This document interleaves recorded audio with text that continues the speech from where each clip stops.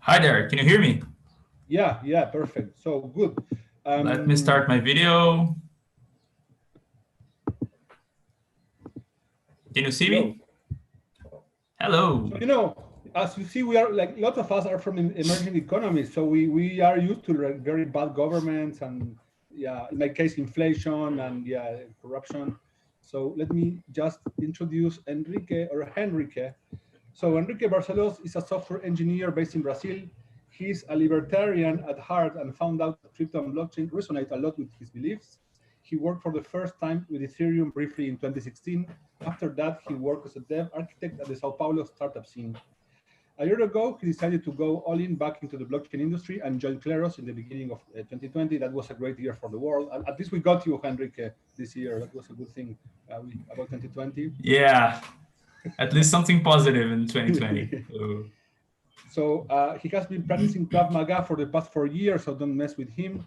And he's also interested in music, design, foreign languages, photography, finance, economics, and philosophy, not necessarily in that order. And now he's going to speak about a project we've been developing for quite some time now. It's called Linguo, and maybe he will have some little announcement to do. But I will let him do it. Go ahead, Enrique. Okay, let me just find the right screen to share. Oh boy, where is it? What? Why it doesn't show here? What are you looking for? The file or the No, share button? the window for the presentation. Here, can you There you see go. it? Yeah, Looking yeah. good. Yeah, okay.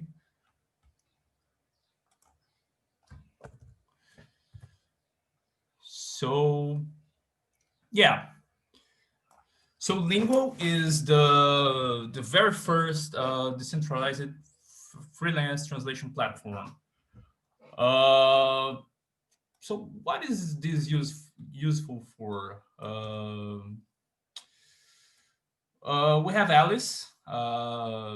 Alice, she has a blog where she writes weekly and makes some extra cash through some affiliate links.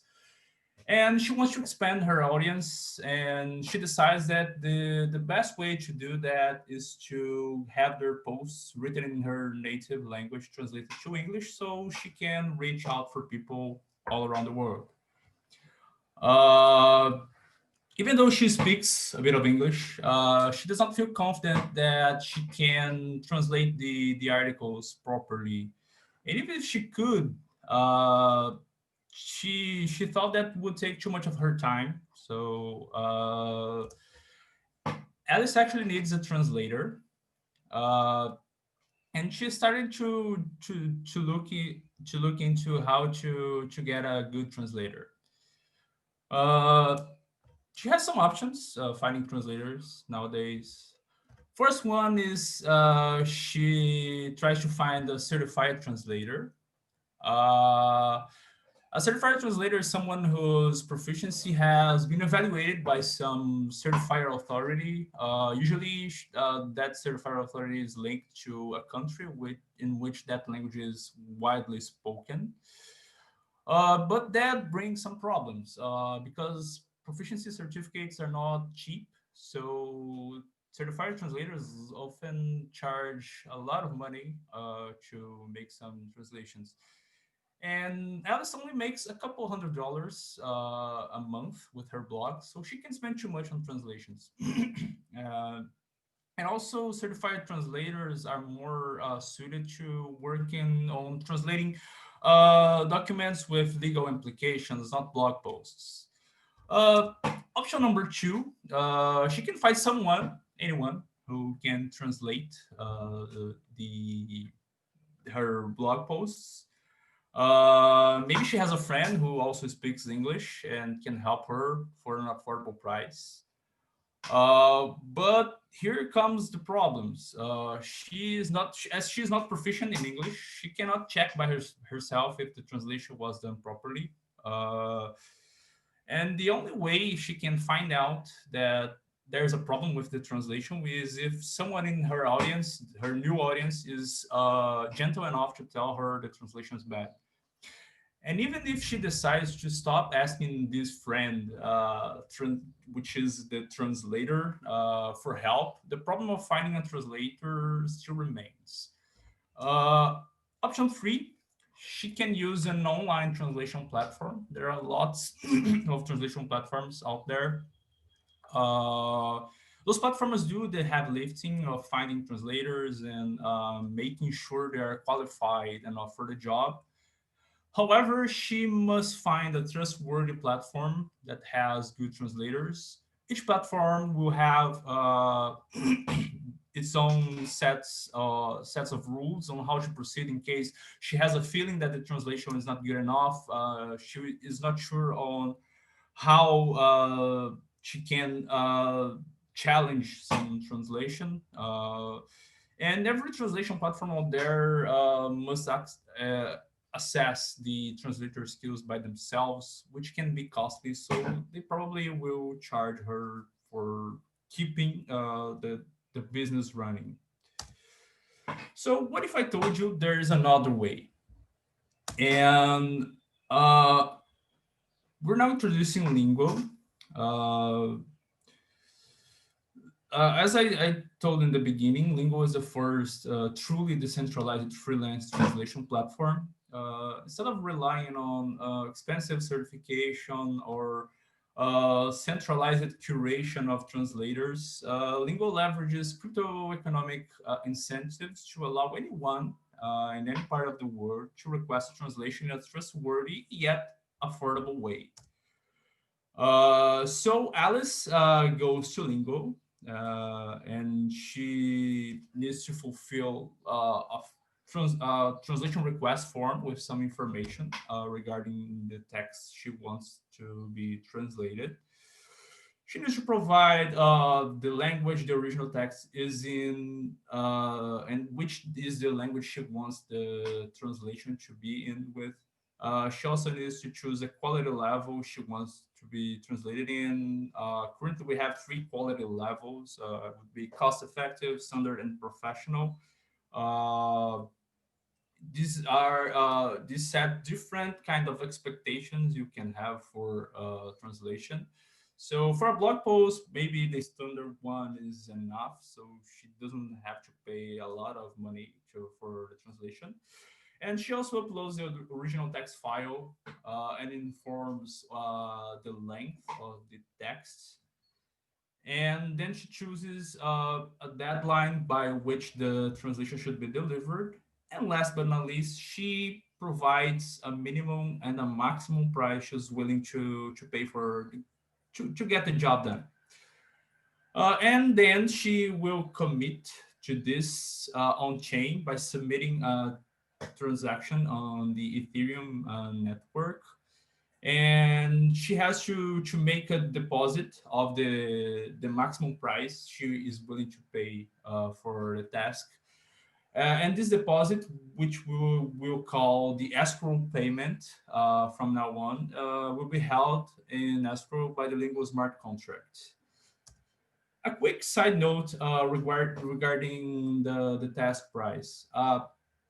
Because Alice might not be familiar enough with the how the translation business works. She's just someone wanting some translation. She probably doesn't have any insider information regarding this industry.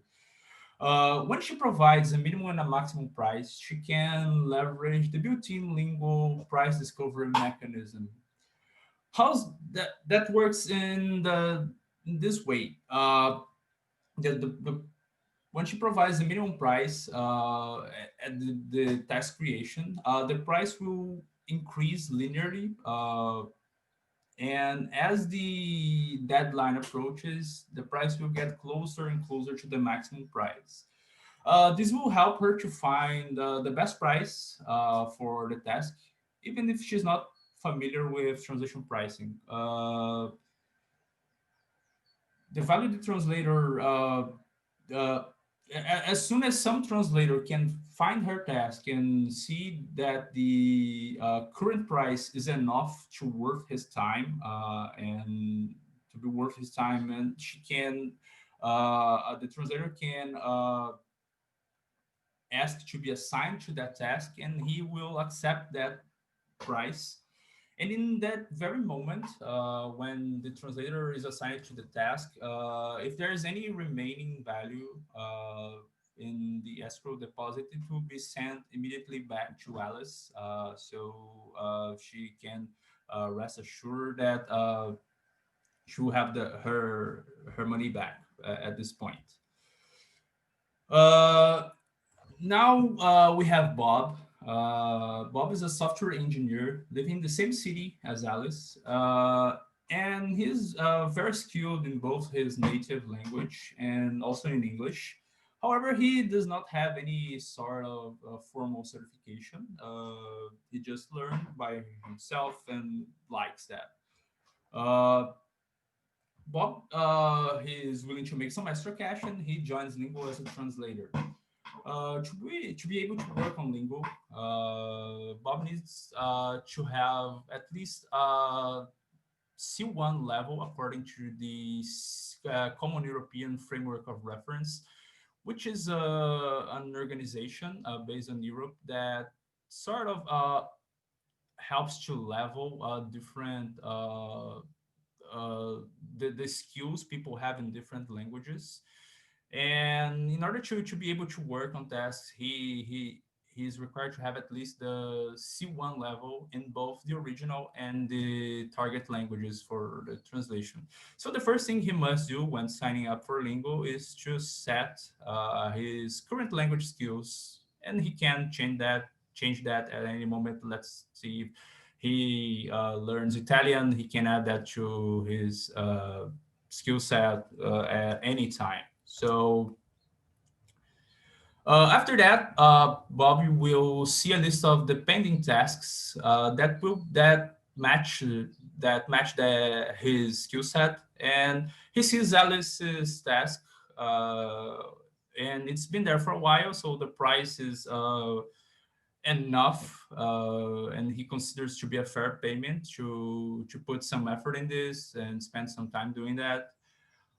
So he decides to pick the task. But you might be asking yourselves, but didn't Bob just set his skills by himself? Like, how does that work? Because how does Lingo know he's qualified enough to work as a translator? How can Alice trust Bob to do a good job if he picks her task to translate? Uh, the answer is that Bob has skin in the game. The translation of skin in the game is to have the meaning of the skin in the game is to have a personal stake and a desired outcome. When asking to be assigned to Alice's task, Bob must provide a deposit, a safety deposit, which we'll call the translator deposit. And the translator deposit will also be held in escrow by the Lingo smart contract.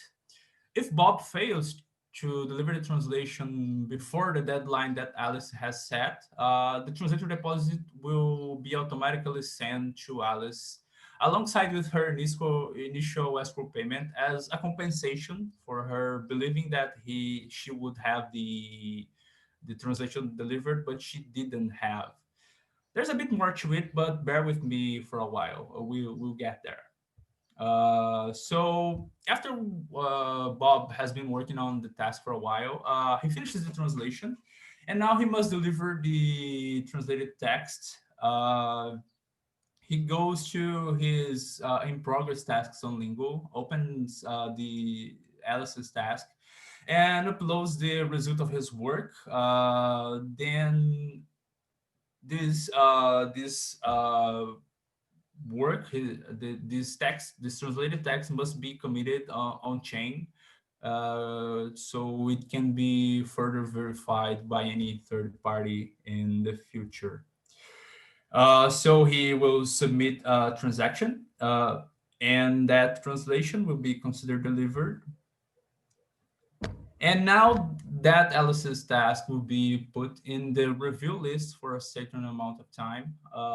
And while the task is in the review list, other translators can evaluate Bob's work. Anyone, including Alice herself, who believes that the translation was not properly done, can challenge it.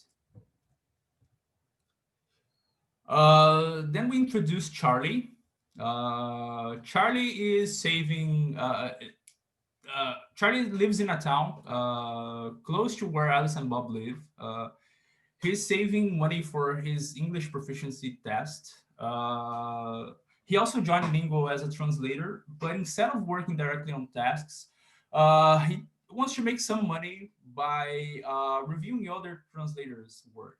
Uh, so after a day of work, he still has some energy to spare, and he goes to Lingo and see that if there are any translation tasks requiring review, and he finds the translation that Bob made for Alice.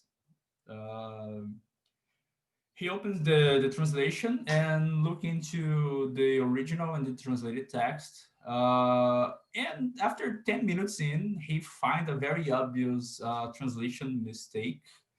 And he's now happy because he can challenge it and make some money out of it. He puts together a small document pointing out which mistakes did Bob made in the translation.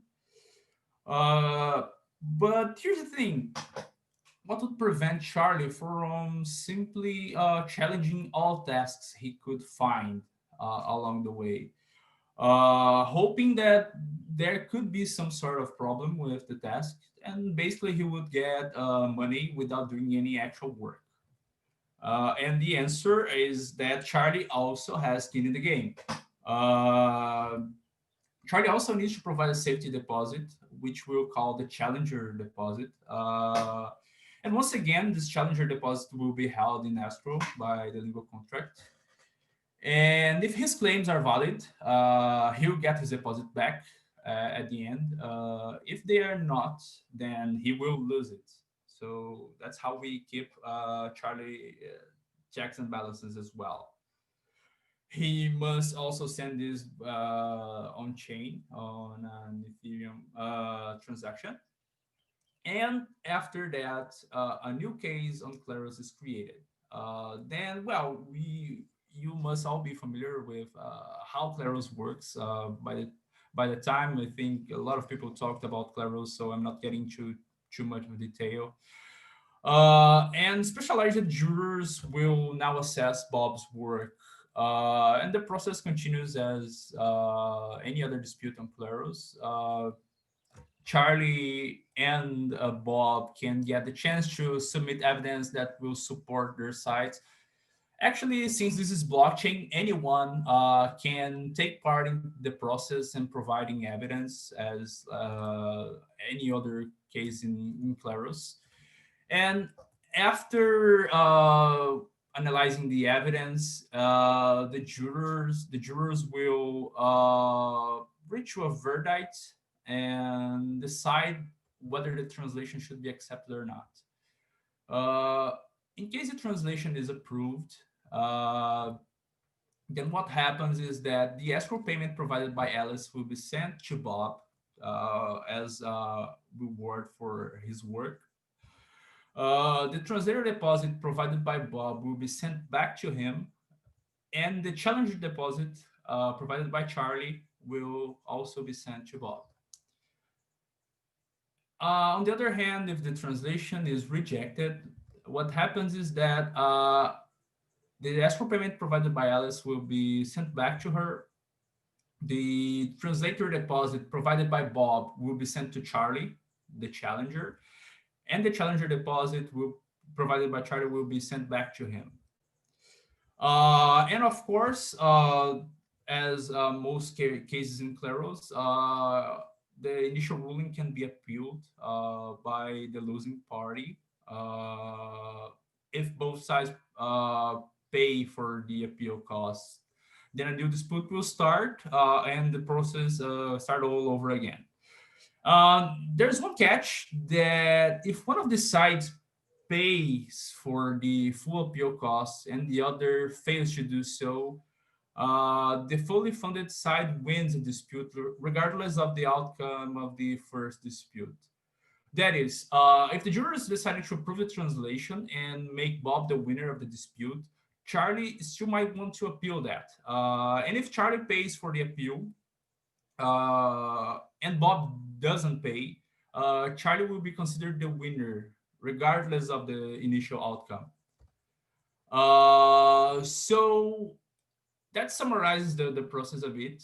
And we are proud to present you firsthand Linguo on the Ethereum mainnet. We just launched the mainnet version, so you can check linguo.kleros.io and see and start requesting translations and participating as a translator as well.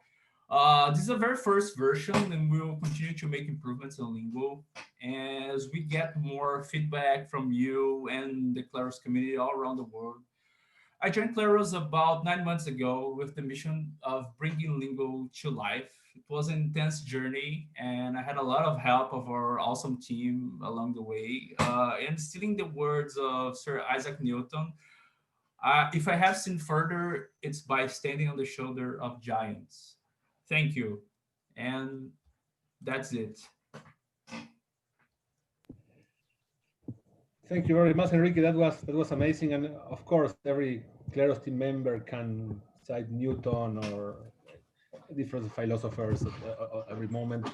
A good thing I like about Linguo, and especially for us coming from the emerging economies, like if you are someone from Argentina and you wanted to like export your translation services through the like legacy systems, like you would have lots of problems being paid because there's a capital control, and then you are paid if they send you US dollars, then when you get them, the government buys those dollars from you at the official rate, and so you basically earn like half of the money that you sold. So that's and this uh, app and generally speaking all crypto makes people in emerging economies be able to earn a living by accessing the world and selling their talent at the same rate that someone who's in Switzerland, in the US, the United Kingdom. So for us in the South, it's a great tool, and this Yeah. is a good thing that we have to mention about Kleros in general, crypto in general, and specifically about Linguo. Um, I don't know if you have any questions to Enrique about this. We've been developing Yeah, this for a please long time. shoot. uh, Yeah, uh, a long, long time. Actually, maybe you can The explain a gas bit prices how. storm. Yeah, yeah. Explain a bit about why it took us so long. Yeah, so the thing is like the that crazy gas prices took us by storm. We were in the verge of launching Lingo, and then suddenly gas prices were up to 400. And we're expecting the average ticket for translations in Lingo to be about $50, more or less. And the thing is, if we're spending $50 to create the task or to work as a translator, it's not worth your time. So we had to stop to look to some alternatives to optimize gas usage. We're still thinking about how we're tackling this. But since the gas prices returned to normal levels, we decided to join the Ethereum mainnet version that was almost ready. So I spent the last couple of weeks like cutting out the sharp edges and making things work. And that's basically the main reason. Like I joined Kleros, and I had to learn how Kleros worked. I had no previous experience building on top of Kleros, so it took me some time as well to figure all out. And that's the main reasons why it took so long. Well, yeah, that is one of the things of working with very like experimental technologies. Things that are still rough. Not specifically about Kleros, but also about the blockchain that we use as a support, in this case Ethereum. So if you don't have any other questions for Enrique, then I think we can move to the next presentation. It's going to be the not the last one.